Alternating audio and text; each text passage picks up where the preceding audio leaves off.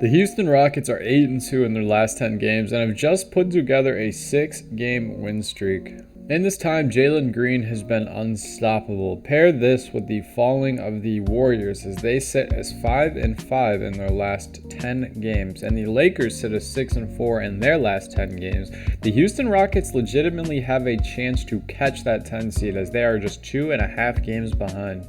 If you're new here, please be sure to consider hitting the subscribe button as we are on the road to 3,000 subscribers. Thank you guys so much for 2,300 subs. We hit that this morning and we are uploading every single day for the month of March. So if you're new here and enjoy basketball related content, please be sure to consider sticking around with that sub button. Now let's talk this Houston Rockets team. So before the season started, I dropped a video called "Will the Houston Rockets make the playoffs?" And in that video, I said it's very possible that they'll make the play-in and sort of possible that they'd make the playoffs. And it's very funny because here we are teetering on the line of just that. This season, Jalen Green has been up and down like a roller coaster, but the second half of the season, thankfully, we have been seeing new highs. He recorded a 40-point game last night and just became the third Rocket in Houston Rockets history to have a game with 40 points, 10 assists, and 5 threes.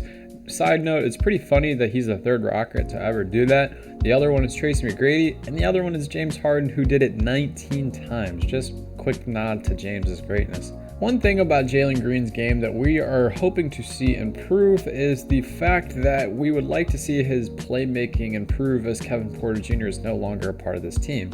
However, I will note that since the acquisition of Fred VanVleet, the ability to assist or pass the ball, facilitate an offense, whatever you want to call it, it's not as relevant because Fred is averaging, I think he's top 5 or 6 in the NBA in assists. He's averaging 8.2 on the season, paired with Freddie's 17 points per game. One thing about the Houston Rockets that we can say is that they have been fun and they have been interesting. Definitely interesting in ways that we did not expect. I feel as though we all kind of thought that Amen Thompson, however you want to say it, would be a lot greater and would play a lot more. He's only started in 10 seasons this game as the 4th pick in the NBA draft, and he's averaging 8 points, 6 rebounds, and 2 assists a night, which are pretty solid numbers for a guy coming off the bench. However, I feel we thought, like I said, he would be more intricate in this offensive system. However, when you look at the roster's build-up, it does make sense that he would be behind guys like Jalen and Fred and Dylan. They obviously had Cam Whitmore selected in this draft. I believe he went 20th, and that was what I believe to be a big steal and will pay dividends down the road. Cam has started 1 game this season and played 38 as he has struggled with injuries. In those games, though, he's averaging 12 points and 4 rebounds a night. Tari Eason, another guy who's missed a lot of time with injury. Obviously, we would love to see him play more as he is a great rebounder and he is very, very athletic. He brings a lot of identity, I guess you'd say, to this defense, which surprisingly is very, very needed in the front court. Definitely a sad day when Fred VanVleet is leading your team in blocks per game. Alperen Sengun is a sneakily good defender, but he doesn't really show up that well on the stat sheet with the blocks. Alperen Sengun is leading this team in points as he's averaging 21 points, 9 rebounds, 5 assists a night with a steal as well.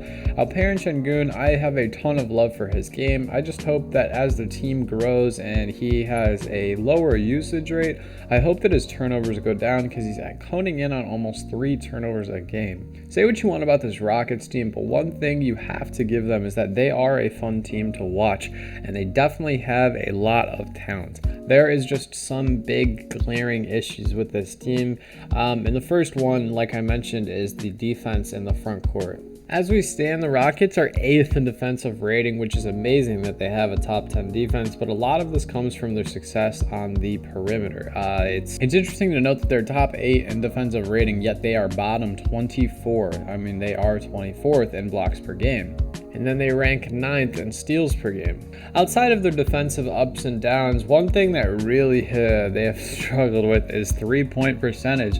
The Houston Rockets have nobody on the roster attempting more than 1 attempt a night, shooting 40% or above. The best man on their team is Aaron Holiday and Fred VanVleet. Freddie on 8 attempts a night is shooting 38% from downtown.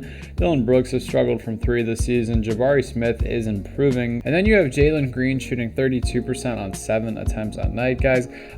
For the Houston Rockets, I feel like those are the biggest things. Their interior defense and their ability to hit and knock down open three-point shots. Streaky is definitely a word that comes to mind when talking about this Houston Rockets team. But all in all, what does this mean? Will they make the playoffs? Or play in, I should say. It's pretty hard to say. They have 13 games remaining in the season. 7 of those games are above opponents over 500, and 6 of them are opponents below 500, including 3 matchups against the Utah Jazz, which aren't, I guess you'd say, to be fair, are not your typical under or sub 500 team. They definitely can steal one of those games, but it really just matters on the health of Stephen Curry. That's really it. If other Warriors miss time, maybe Steph can will them into winning.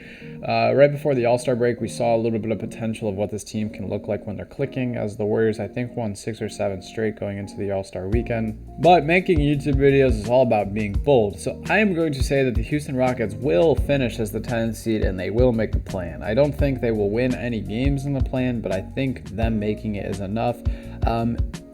With the new head coach, it would be a great thing going into next season to have that say so and say, hey, we made the NBA play-in.